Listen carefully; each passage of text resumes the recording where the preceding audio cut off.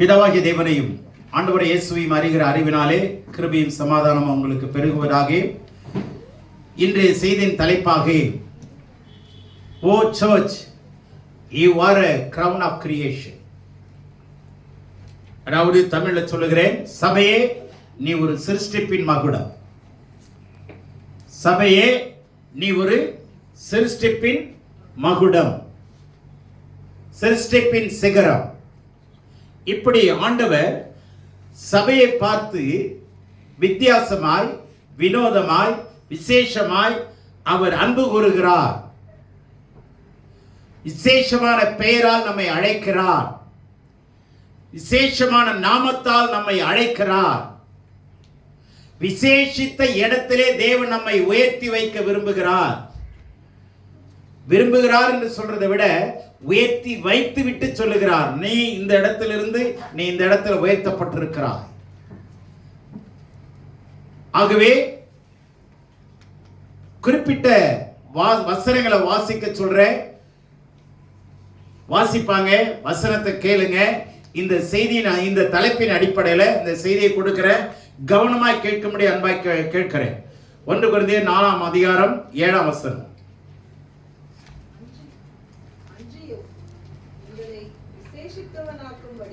செய்கிறவன் யார்? உனக்கு உண்டாயிருக்கிறவைகளில் நீ பெற்றுக்கொள்ளாதது யாது? நீ பெற்றுக்கொண்டவனானால் பெற்றுக்கொள்ளாதவன் போல் ஏன் மேன்மை பாராட்டுகிறாய்? சரி, உன்னை விசேஷித்தவன் ஆகும்படி செய்கிறவர் யார்? இது ஆங்கிலத்தில் எப்படி இருக்கு தெரியுமா? உன்னை வித்தியாசமானாய் மாற்றுகிறவர் யார்? வித்தியாசமான மனுஷனாய், வித்தியாசமான ஜனமாய், வித்தியாசமான மனுஷியாய், டிஃபரண்ட் பீப்புள் என்று ஆங்கிலத்தில் இருக்கிறது. நீ வித்தியாசமானவர். தேவனுடைய பிள்ளையே, தேவனுடைய மனுஷனே, சகோதரனே, சகோதரியே, நீங்க சாதாரண ஆள் இல்லை. உலகத்திலே யார் எப்படி வேணாலும் வாழலாம். ஆனா அவங்களை காட்டிலும் நீங்களும் நானும் எப்படிப்பட்டவர்கள்? விசேஷமானவர்கள். We are so different people from others. ஆமென். மற்றவர்களை விட நாம் விசேஷித்தவர்கள். இத செய்யறது யாரு அப்படின்னா, விசேஷமானவராகிய நம்முடைய தேவன். நம்முடைய தேவன் எதனால் விசேஷித்தவர்? உன்னேசர் எதனால் விசேஷித்தவர்?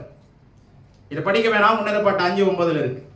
உன்னேசர் எதனால் விசேஷமானவர்? கடவுளுடைய பிள்ளைகளே, நம்முடைய நேசர் எதனால் விசேஷமானவர்னு நீங்க யோசிச்சு பாருங்க. நாம் ஆராதிக்கும் தேவன் எப்படி விசேஷமானவர்? இப்ப நான் அவரை பத்தி சொல்லல, அந்த விசேஷமான கடவுள் நம்மளை பத்தி சொல்றாரு. உன்னை விசேஷமானவனாய் மாற்றும்படி ஆக்குகிறவர் யார்? நீங்க நினைக்காதீங்க, நான் கைவிடப்பட்டவள், நான் புறமே தள்ளப்பட்டவள். கவலைப்படாதீங்க. ஆண்டவரை இயேசு கிறிஸ்து நாட்களில் 5 விதமான மக்களை யூதர்கள் ஏத்துக்கல. 1 பெண்களை, 2 குஷ்ரோகிகளை, 3 மீனவர்களை, 4 மேய்ப்பர்களை, 5வது ஒன்று மறந்துட்டேன். பெண்களை அவங்க நேசிக்க மாட்டாங்க, மேய்ப்பர்களை நேசிக்க மாட்டாங்க, அடுத்ததாக வரி வசூலிக்கிறவர்களை நேசிக்க மாட்டாங்க, குஷ்ரோகிகளை நேசிக்க மாட்டாங்க, மேய்ப்பர்களை நேசிக்க மாட்டாங்க. கரெக்டா? ஆனா தெரிந்து கொண்டது யாரா தெரியுமா? இந்த 5 பேரையும் தான் கடவுள் தெரிந்து கொண்டார். அல்லேலூயா. இந்த 5 பேரையும் தான். நல்ல கவனிங்க. சமாரியா ஸ்திரியை போய் கண்டுபிடிச்சாரா? அவருடைய வாழ்க்கையில இருக்கிற பர்சனலை கொண்டு வந்தாரா வெளியில? பர்சனல அவர் தனிப்பட்ட விஷயத்தை தொட்டாரா? நல்ல கவனிங்க. தனிப்பட்ட விஷயத்தை தொடுகிறது தான். அதனாலதான் அவ அந்த ஊரையை கொண்டு வந்தா. ஆமென். நம்ம என்ன நினைக்கிறோம், என்னை நான் தப்பா எடுத்துக்காதீங்க, ஏன் தனிப்பட்ட விஷயத்தை நீங்க சொல்றீங்க அப்படிங்கிறத எடுத்துக்கிட்டீங்கன்னா, ஆண்டவர் அங்க பாருங்க, தனிப்பட்ட விஷயத்தை சொன்னதுனால அவர் குடும்பம் முழுவதும் ரட்சிக்கப்பட்டது, அந்த ஊர் முழுவதும் ரட்சிக்கப்பட்டது. நல்ல புரிந்து கொள்ளுங்க. அங்க வரவை சுரிக்கிறவர்களை ஆண்டவர் என்ன பண்ணாரு, கூப்பிட்டாரு. அடுத்தது என்ன பண்ணாரு, மேய்ப்பர்களை ஆண்டவர் தெரிந்து கொண்டார். அடுத்தது குஸ்ரோயில கர்த்தர் தெரிந்து கொண்டார். அன்னைக்கு ஊருக்குள்ள வரக்கூடாது, ஆனா ஊருக்குள்ள வந்து வர வச்சார். இதனாலதாங்க பிரச்சனை யூதர்களுக்கு இயேசுவை எதிர்த்தது. நம்முடைய ஆண்டவர் விசேஷமானவர். யாரெல்லாம் தள்ளப்பட்டவங்களோ நொறுக்கப்பட்டவங்களோ அவங்களெல்லாம் சேர்த்துக் கொள்வார். ஆகவே நம்மை விசேஷமானவர்களாய் மாற்றுகிறவர் ஆண்டவர் ஒருவர் தான். அதுக்காக என்னென்ன காரியத்தை கொடுத்திருக்கிறார் பாருங்க. நீங்கள் நானும் பாவிகளாயிருந்தோம், அக்கிரமக்காரராயிருந்தோம். அது மாத்திரம் இல்லை, எபேசியர் 2:1 சொல்லுது, படிக்க வேணாம். அக்கிரமத்தினாலும் பாவங்களினாலும் செத்து போய் கிடந்தோம். நம்மளை உயிர்ப்பித்து அவரோடு கூட உன்னதங்களில் உட்கார வைத்திருக்கிறார். யாரோட உட்கார்ந்து இருக்கிறோம் இப்போ? கடவுளோடு கூட அவர் உட்கார இடத்துல நம்மளை உட்கார வச்சிருக்கிறாரு. இப்ப நல்லா புரிஞ்சுங்க, இயற்கையின் உலகம் வேறங்க. இந்த உலகத்துக்குள்ளேயே பல உலகம் வேலை செய்து கொண்டிருக்குதா? இந்த நாம் காண்கிற உலகத்துல பல உலகம் உள்ள இருக்க இல்லையா? பல உலகம் வேலை செய்தா? புரியல உங்களுக்கு? நாம் காண்கிற உலகத்துல சினிமா உலகம் தனியா இருக்கா? சினிமா உலகங்கிறது தனியா இல்லையா? சரிங்களா? அதுக்கப்புறம் ஐடி உலகம் தனியா இருக்கா? அந்த உலகத்துக்குள்ள இருக்கிறவங்க வேற, நாம வேற. இப்படி ஒவ்வொரு உலகமும் சுழண்டு கொண்டிருக்கா உள்ளுக்குள்ளேயே. அதே மாதிரி நல்ல கவனிங்க, ஆண்டவர் எந்த உலகத்தில் இருக்கிறார்? ஆவியின் உலகத்தில் இருக்கிறார். ஏன்னா கடவுள் ஆவியா இருக்கிறார், அவருக்கு சொரூபம் இல்லை. கடவுள் ஆவியின் உலகத்துல நாம் எல்லாரும் ஆவிக்குரியவர்கள், நாம் எல்லாருமே ஆவிக்குரியவர்கள். அப்ப நாமும் ஆவியின் உலகத்துக்கு வந்துடணும். இப்ப ஒரு மனுஷன் திடீர்னு சினிமா உலகத்துக்குள்ள போக முடியுமா இல்லையா? வீட்டுக்குள்ளேயே போகிறானா இல்லையா? அவனுக்கு பிடிச்ச ஒரு சினிமா டிவியில வந்துருச்சுன்னா அத முழு அவயமும் அதுக்குள்ள போயிடும். டேய் தம்பி, டேய் தம்பி, டேய், காதை கேட்காது. அவன் வந்து எந்த உலகத்துக்கு போயிட்டான்? புரியுதா உங்களுக்கு? போக முடியுது இல்ல? அதே மாதிரி நாம இப்ப ஆவியின் உலகத்தில் இருக்கிறோம். இப்ப புரிஞ்சுங்க, ஆண்டவரை தொழுது கொள்ளுகிற யாவரும் எந்த உலகத்துக்கு போயிடுறோம்? இந்த பூமியின் உலகத்தை விட்டுருங்க, காண்கிற உலகத்தை விட்டுருங்க. நம்ம எந்த உலகத்துக்கு போயிடுறோம்? நம்மளை அறியாமலே ஆவியின் உலகத்துல. ஏன்? ஆவியானவர், கடவுள் ஆவியாய் இருக்கிறார், அதனால நாமும் ஆவியாய் மாற்றப்படுகிறோம். அப்ப கடவுளோடு கூட நம்ம உட்கார்ந்து இருக்கிறோங்கிறத நம்புங்க. புரியுதா? ஒரு மனுஷன் சினிமா உலகத்துக்குள்ள போய் தன்னை மறந்துடுறானா? சிந்தை மறந்துடுது, அவனுடைய உணர்வே அதுக்குள்ளதான் இருக்கும். அவனுடைய மூச்சு முழுவதும், உணர்வு முழுவதும் அதுக்குள்ளதான் இருக்குதா இல்லையா? அவனை கூப்பிட்டா கூட கேட்க மாட்டேங்குது இல்ல? அவனை சித்தா போயிட்டான் இல்ல இல்ல. அப்போ ஒரு உலகத்துல இன்னொரு உலகத்துக்கு போக முடியுது இல்ல? ஆமாவா இல்லையா? அதே மாதிரிதான் நாம இப்ப எந்த உலகத்துல இருக்கிறோம்? ஆவியின் உலகத்துல. ஒருத்த மது அறிஞ்சிட்டானா எந்த உலகத்துக்கு போயிடுறான்? மயக்க உலகத்துக்கு போயிடுறான். அது அவனுக்கு தனி அலாதி இன்பமான உலகங்க. அது தண்ணி அச்சோன்ன அவன் ரோட்ல அவன் தான் ராஜாங்க. உடனே அவன் பேச்சு மாறிடும், அவன் நட மாறிடும், வட மாறிடும். பார்க்கிறவனெல்லாம் அவனுக்கு கீழே இருக்கிற மாதிரி பார்ப்பான். அந்த உலகத்துக்கு அவன் போயிடுறான். அப்ப முடியுது இல்ல? அது மாதிரி கடவுள் வசனத்துக்குள்ள வந்த உடனே கடவுள் அவருடைய உலகத்துக்கு நம்மளை கொண்டு போய் அவரை போல பார்க்க வைக்கிறாருங்க. அங்க போயிட்டு யார் மாதிரி தான் பார்க்கணும்? ஆண்டவர் மாதிரி தான் நம்ம பார்க்கணும். நம்ம என்ன பண்றோம்? ஆண்டவரையே நம்மள மாதிரி பார்க்க வைக்க ட்ரை பண்றோம். அதுதாங்க கொடுமை. ஒருத்தன் ஆட்டோவில் எழுதியிருக்கான். அதை எழுதினதை பார்த்து படிச்சுட்டு சிரிச்சேன். பின்னாடியே போயிட்டு இருக்கிறேன், படிக்கிறேன், வண்டி போயிட்டே இருக்கு. படிச்சுட்டு சிரிச்சுட்டு யோசிச்சேன், இவன் ஏன் அந்த மாதிரி எழுதியிருக்கிறான்? அவன் என்ன எழுதியிருக்கிறான்னா, கடவுள் மனிதனாய் பிறக்க வேண்டும், அவன் ஆட்டோ ஓட்டி துன்பங்களை அனுபவிக்க வேண்டும். என்னடா அவன் இப்படி எழுதியிருக்கிறான்? கடவுள் மனிதனாய் பிறக்க வேண்டும். சரி, இப்போ ஏன்டா அப்படி எழுதுனான்னு யோசிச்சேன். அப்பதான் மைண்ட்ல வந்தது, சந்தியில் நின்று அவன் திட்டி இவன் திட்டி இவ்வளோ பிரச்சனையும் அனுபவிச்சு கடைசியில் கலெக்ஷனே அவன் வீட்டுக்கு போனான். வீட்டில் அம்மா என்ன சொல்லுவாங்க, அம்மாக்காரி ஒய்ஃப் என்ன சொல்லுவாங்க, எங்கே போய் சுற்றிட்டு வந்தேன் அப்படின்னு கேட்பாங்க. இவன் படுற அவஸ்தை அவங்களுக்கு தெரியாது. சரியா? அப்போ அந்த பாடம் அனுபவிக்கணும்னு அவன் யோசிச்சு அவன் என்ன சொல்கிறான், கடவுளே நீ என்ன மாதிரி ஆட்டோ ஓட்டு, என்ன மாதிரி ஜனங்கள்கிட்ட பாடுபடு, அவமானப்படு, காரி துப்புறான் ஒவ்வொருத்தனும். இந்த பாடெல்லாம் நீ அனுபவிக்கணும்னு நினைக்கிறான். அப்பதான் யோசிச்சேன், இவன் இந்த வசனம் தெரியல. நம்முடைய ஆண்டவர் அவனை விட கேவலமா அடிமையின் ரூபம் எடுத்து மனுஷ சாயலாய் மாறினான். அவன் பட்ட பாடை விட ஆண்டவர் இயேசு சிலுவையில பட்ட பாடம் அதிகங்க. எல்லாரும் காரி மூஞ்சில துப்புனாங்களா? இதை விட என்னங்க பாடு அனுபவிக்கணும்னு நினைக்கிறீங்க? இவரே 2 கடைசியில் என்ன சொல்ல தெரியுமா? அவர் தாமே பாடுபட்டு சோதிக்கப்பட்டதனாலே சோதிக்கப்படுறவர்களுக்கு உதவி செய்ய வல்லவராய் இருக்கிறார். சரி, ஆட்டோ ஓட்டுறவன் சொல்லுவான், என்ன மாதிரி நீ ஆட்டோ ஓட்டணும் அப்படின்னு. சரியா? வீட்டில் இருக்கிற அம்மாமார் என்னன்னு யோசிப்பாங்க தெரியுமா? மாவனே, கடவுளை நீ என்ன மாதிரி பிறக்கணும், பொம்பளையா என்ன மாதிரி பிறந்து மாமியார்கிட்ட பாடுபடணும். புருஷன் எதை செஞ்சாலும் நல்லா இல்லைன்றான், நீ பாடுபடு அப்படின்னு நம்ம கஷ்டத்தை தானே அப்ப என்ன நினைக்கிறோம், நம்மள மாதிரி கடவுள் கஷ்டப்படணும்னு தானே மனுஷன் நினைக்கிறான்.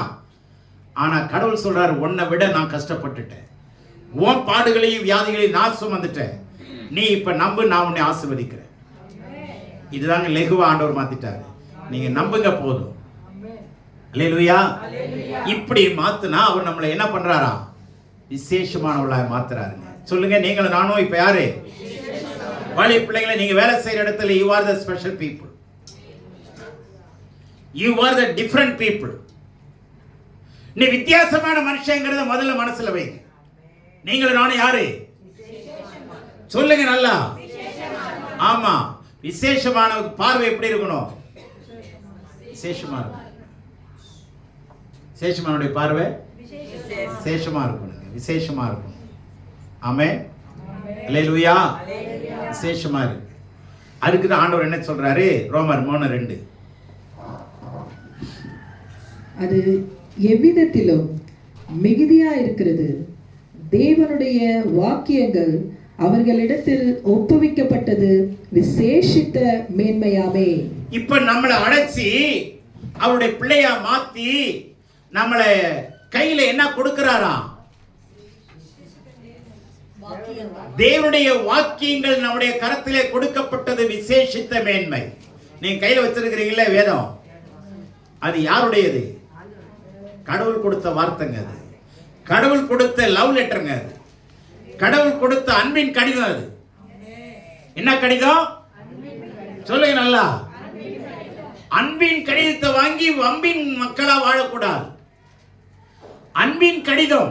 உலகத்துல நம்மளை நேசிச்சு எழுதின ஒரே கடிதம் வேதம் தாங்க. இந்த அன்பு கடிதத்தை வாங்கி என்ன பண்ணணும்? தினந்தோறும் படிங்க. இது உங்களை விசேஷமானவனாய் மாற்றும். இது என்ன புத்தகம்? அது விசேஷித்த புத்தகம். தேவனுடைய வாக்கியங்கள் உங்களுடைய கரங்களில் கொடுக்கப்பட்டது. என்ன மேன்மை இது? அப்ப விசேஷித்த மேன்மையா இருக்கிற இந்த வசனத்தை பெற்றிருக்கிற யாராதான் இருக்கணும்? அன்பான ரூத்தே, உன் கணவனை இழந்துட்டியா? கவலைப்படாத, நான் உன்னை விசேஷமா மாத்துறேன். பாலைவனமா நீ உன் வாழ்க்கை மாறிடுச்சா? கல்யாணம் ஆகி கொஞ்ச நாள்ல இறந்துட்டானா? பரவாயில்லை, கவலைப்படாத, நான் மனந்தரமான வாழ்க்கையை வயல்வெளியா மாற்றுறேன். அந்த ரூத்துக்கு போவாச கொடுத்தாரா இல்லையா? அந்த ரூத்தை கடவுளுடைய வம்சத்துல சேர்த்தாரா இல்லையா?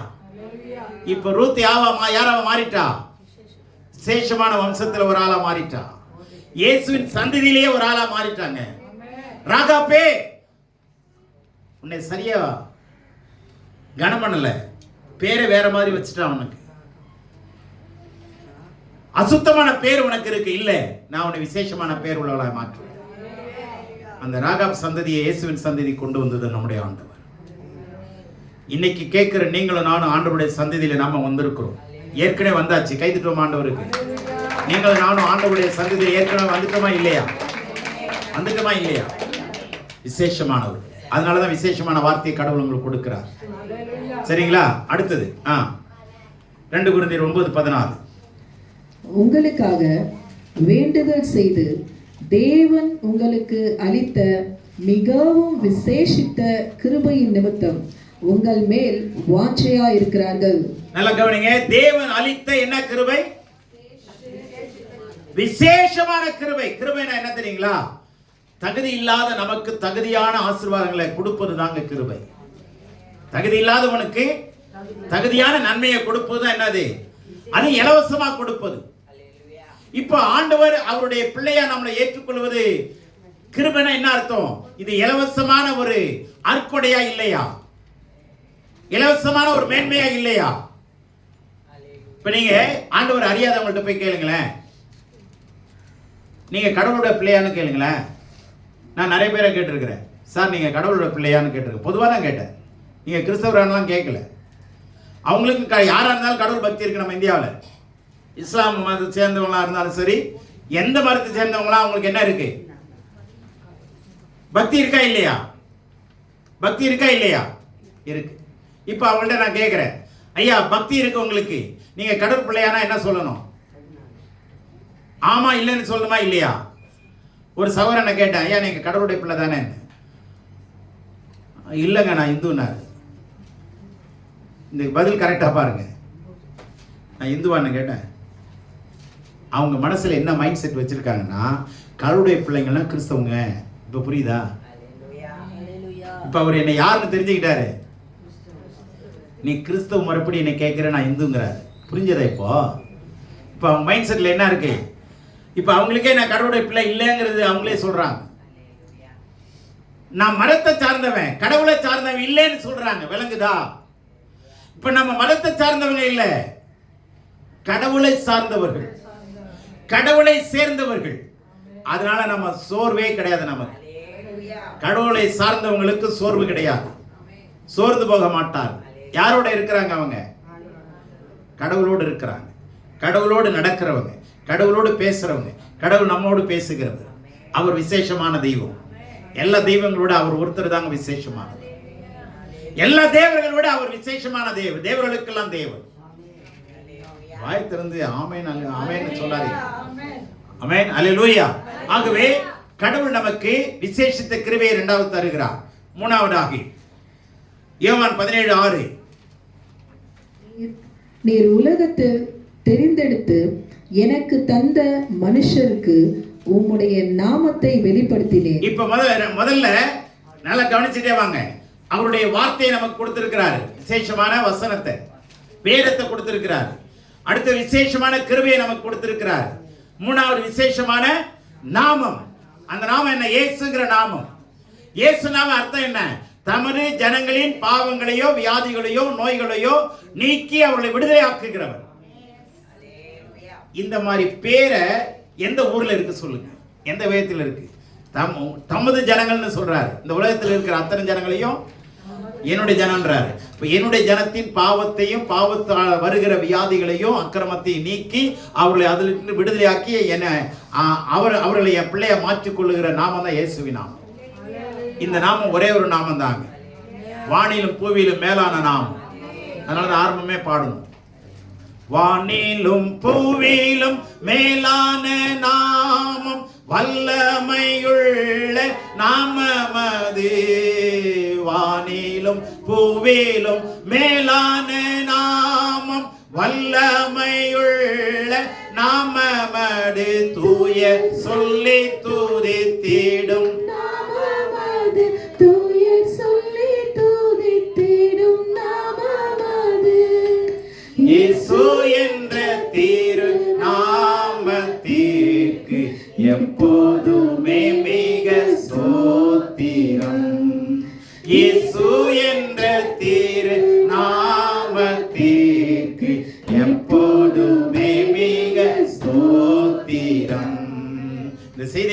போறதுக்கு முன்னாடி நீங்க விசேஷமா மாற்றப்பட்டு தாங்க போவீங்க வீட்டுக்கு. நான் விசுவாசிக்கிறேன். நீங்க சாதாரணமான மக்களை வந்திருக்கலாம், திரும்பி போகும்போது விசேஷமான மக்களை கர்த்தர் உங்களை மாற்றி தான் கொண்டு போறாங்க. பலவீனமுள்ளவர்களா வந்திருக்கலாம், பலவானாதான் திரும்பி போறீங்க. கண்ணீரோடு வந்திருக்கலாம், போகும்போது கலிப்பா ஆண்டவர் கொண்டு போக விரும்புகிறார். ஆகவே அடுத்த வார்த்தை பாருங்க, 17-14. நான் உம்முடைய வார்த்தையை அவர்களுக்கு கொடுத்தேன். இரண்டாவது, நான் ஒரு வார்த்தையை நான் கொடுத்திருக்கிறேன். வாக்கியங்களை வேதத்தை கொடுத்திருக்கிறது வேற. அடுத்தது ஒரு வார்த்தை அல்லது ஒரே ஒரு சின்ன வார்த்தையை எத்தனை பேருக்கு சொல்லி அற்புதங்கள் செய்திருக்கிறார். உன் வேதனை நீங்கி சுகமாயிரு. 18 வருஷமே கூனியாயிருந்தா, 18 வருஷமா நிமிரக்கூடாத அந்த வார்த்தை எப்படி சொல்ல தெரியுமா? எவ்வளவும் நிமிரக்கூடாத கூனி. அப்படின்னா ஹேர்பின் பெண்டுங்க. ஹேர்பின்ல பெண்ட் இருக்கு பார்த்தீங்களா? அந்த பெண்டு மாதிரி தாங்க இருந்தாங்க. இமைப்பொழுதுல கர்த்தர் கையை வச்ச உடனே உன் வேதனை நீங்க சுகமாயிருன்னு கையை வச்சார், சுகமாயிட்டாங்க. ஒரு வார்த்தை, கடவுள் நமக்கு வார்த்தையை அனுப்பியும் விசேஷத்தை மனுஷனாய் மாற்றுறார். அடுத்ததாக 22ஆம் வசனம், 17ஆம் அதிகாரம், யோவான் 17. நாம் ஒன்றா இருக்கிறது போல அவர்களும் ஒன்றா இருக்கும்படி நீர் எனக்கு தந்த மகிமையை நான் அவர்களுக்கு கொடுத்தேன். கடவுளுடைய மகிமையை அவர் நம்பி வந்த உங்களுக்கு எனக்கு கொடுக்கிறாருங்க. எத்தனை பெரிய அற்புதங்க இது! இது என்ன மகிமை? ஒழியாத மகிமை, மிகச் சிறந்த மகிமை. மோசேயினுடைய ஊழியத்தை நம்முடைய ஊழியத்தை பார்த்து சொல்லும் போது அங்க சொல்றாரு, சிறந்த மகிமை, ஒழியாத மகிமை, அழியாத மகிமை. ஆக கடவுள் நமக்கு என்னத்தையும் கொடுக்கிறாரு? விசேஷித்த மகிமையை தேவன் நமக்கு கொடுக்கிறார். இப்ப கவனிங்க, விசேஷித்த வேதத்தை கொடுத்திருக்கிறாரு, விசேஷித்த நாமத்தை கொடுத்திருக்கிறாரு, விசேஷித்த வார்த்தையும் கொடுத்து சோமாக்குறாரு, அற்புதம் செய்கிறாரு, விசேஷித்த மகிமையும் கொடுக்கிறார், கிருபையை கொடுக்கிறார். சரியா? இத்தனையும் கொடுத்து இப்போ நல்லா கவனிங்க, மத்தேயு 5:47 படிங்க. உங்கள் சகோதரரை மாத்திரம் வாழ்த்துவீர்களானால், உங்கள் சகோதரரை மாத்திரம் நீங்க வாழ்த்தி, அல்லது உங்களுடைய நண்பர்களை, உங்க தோழிகளை, உங்க தோழமைகளை நீங்க அவங்கள மாத்திரம் கூப்பிட்டு விசேஷமா அவங்களை வாழ்த்துவீர்களானால் நீங்கள் விசேஷித்து செய்கிறது என்ன? ஆண்டவர் என்ன கேட்கிறாரு? ஹலோ, நீங்க உங்க விரும்புறவங்களை மாத்திரம் நீங்க என்ன பண்றீங்க? வாழ்த்துறீங்க. விரும்பாதவங்களை வீழ்த்துறீங்க. நீ செய்யறது என்னையாது? நீ என்ன பண்ணிட்டு இருக்கிற? என்ன பண்ற? உன்னை மறைச்சா நீ மறைக்கிற, சிரிச்சா சிரிக்கிற, அதுக்கேற்ற மாதிரி சொல்லி விற்கிறான். மறைக்கீரை அரைக்கீரைன்னு தான் விற்கிறான். சிரிக்கீரை சிறுகீரைய சிரிக்கிறேன்னு தான் விற்கிறான். நீ சிரிச்சா சிரிக்கிற இல்லையா? மறைச்சா மறைக்கிற. நீ என்ன விசேஷமா செய்யற? ஹலோ, நான் உன்னை விசேஷமா வச்சிருக்கிறேன், மறைக்கிறவங்களை பார்த்து சரிங்க. நீங்க பலவீனமா இருக்கும்போது பலவீனரை போய் நீங்க பாருங்க, அதான விசேஷம். நீங்க பலவீனமா இருக்கும்போது இன்னொரு பலவீனரை போய் விசாரிச்சு பாருங்களேன். நம்ம நீயே வந்துட்டியம்மா, உனக்கே பலவீனமா இருக்கிற, நான் வந்து உன்னை பார்க்கணும்னு நினைச்சேன், நீ என்னை வந்து பார்த்துட்டிய, நீ என்னை முந்திக்கிட்டிய, இப்ப நீ விசேஷமான ஆளா மாறிட்டிய சொல்லுவாங்களா இல்லையா? மாறா என்ன பண்றான்? நான் 4 நாள் கடந்தேன், என்னை யாருமே பார்க்க வரல. இதுதான் நம்ம சொல்றோம். இப்ப நம்ம விசேஷமான ஆளாது சொல்லுங்களேன். உன் வாழ்க்கையில குறை இருக்கு இல்லைன்னு சொல்லல, ஆனா உன்ன மாதிரி எத்தனை பேர் குறை இருக்குல்ல, அவங்கள போய் விசாரிங்க, உங்க குறை ஆட்டோமேட்டிக்கா மாறிடும். உங்க வாழ்க்கையில குறை இருக்கு இல்லைன்னு நான் சொல்லல.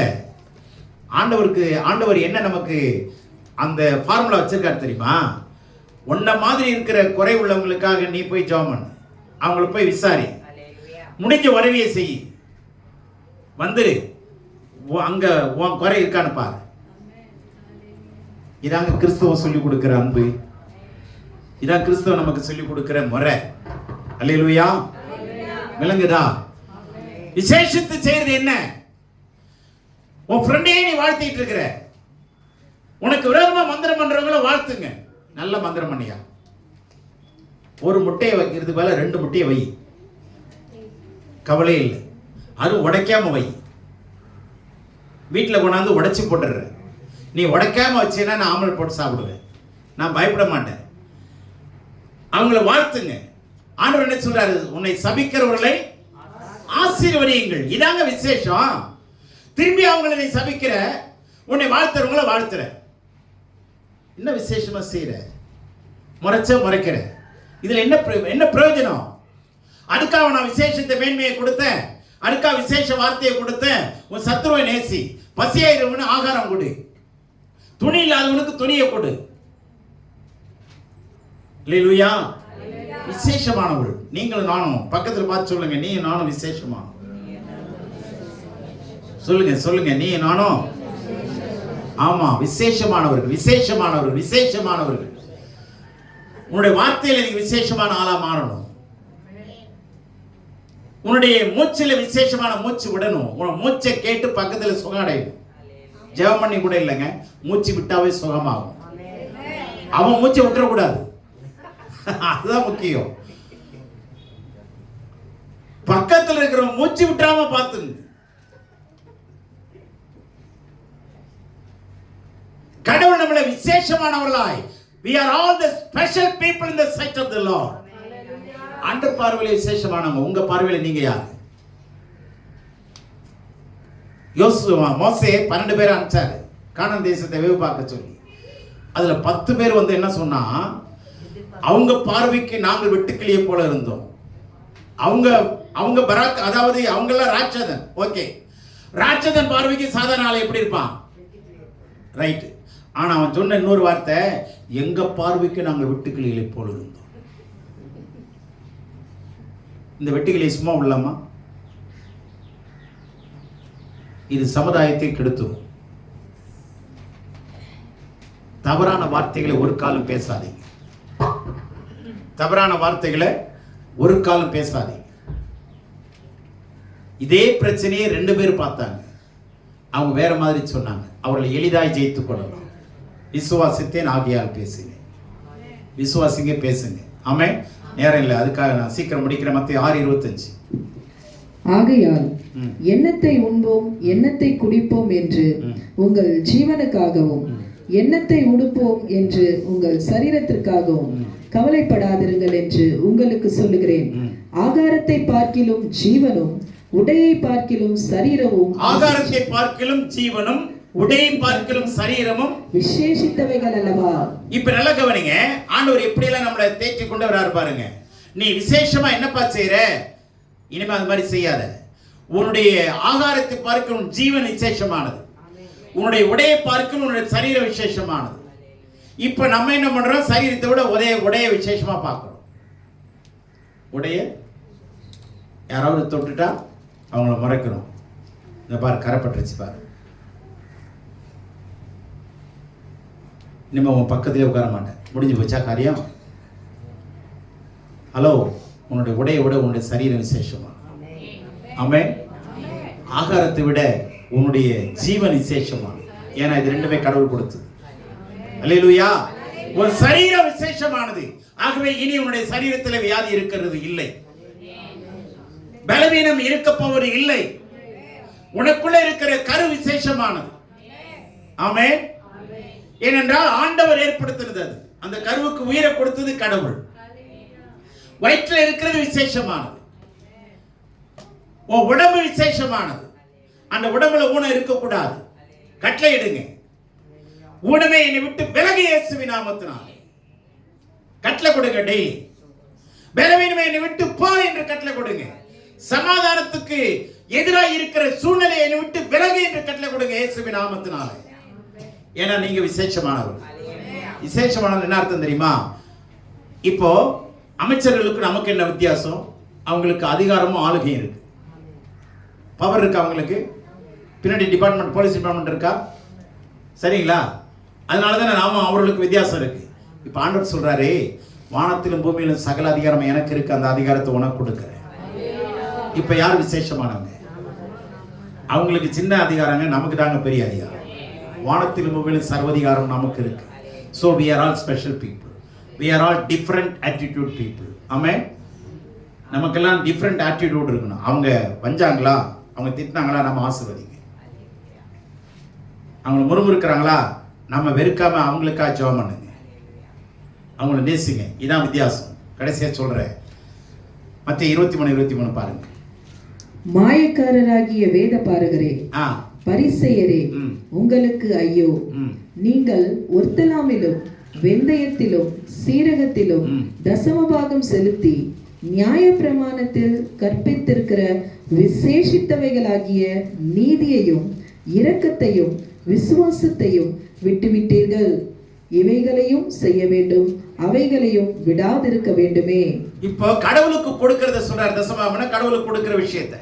நீ கடவுளுக்கு இதை கொடுக்கிற, பொருளை கொடுக்கிற, காசை கொடுக்கிற, காணிக்கையை கொடுக்கிற, ஓகே.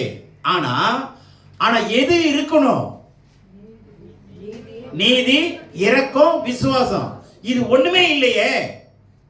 நீதி இல்லையே, இரக்கம் இல்லையே, உன் மனசுல ஈரம் இல்லையே, விசுவாசம் இல்லையே. நீ கொடு, ஆனா இதையும் விடாத. அப்பதான் நீ விசேஷமாகும். புரியுதா? இப்ப இது மூணு இல்லாம அது கொடுத்தேன்னு நீ சாதாரணமான ஆள். இப்ப நம்ம விசேஷமான ஆளா மாற போறோமா, சாதாரணமான ஆளா மாற இருக்கிறோமா? சாதாரணமான ஆள் அலையில சொல்லுவோம். அலையிலுயா ஆள் இருக்கு. கவனிங்களேன், நம்ம எல்லாம் விசேஷமானவர்களாய் கர்த்தர் மாற்றும்படி கொண்டு வந்திருக்கிறார். இனிமே ஒருத்தருக்கு ஒருத்தர் முறுமுறுக்க கூடாது. ஒருத்தருக்கு ஒருத்தர் குறை இருந்தா விசாரிங்க, முன்கூட்டியே ஓடி விசாரிங்க. விசாரிக்கிற இடத்துல போய் மாட்டிக்காதீங்க. விசாரிக்கிற இடத்துல போய் மாட்டிக்காதீங்க. உன்னால நான் கேட்டேன், என்னால நீ கேட்டேன்னு கடைசியில பிரச்சனை வந்துடும். ஜாக்கிரதையா கை கொடுங்க. பள்ளத்தில் இருக்கிறவன்கிட்ட கையை கொடுக்க கூடாது. பள்ளத்தில் இருக்கிறவங்கள்ட்ட கையை கொடுத்து தூக்குனீங்கன்னா உங்களை ஒரே இழுத்து கீழே போட்டுருவான். ஆனா எதை கொடுக்கணும் அது தெரியணுங்க. அப்பதான் நீங்க விசேஷமான.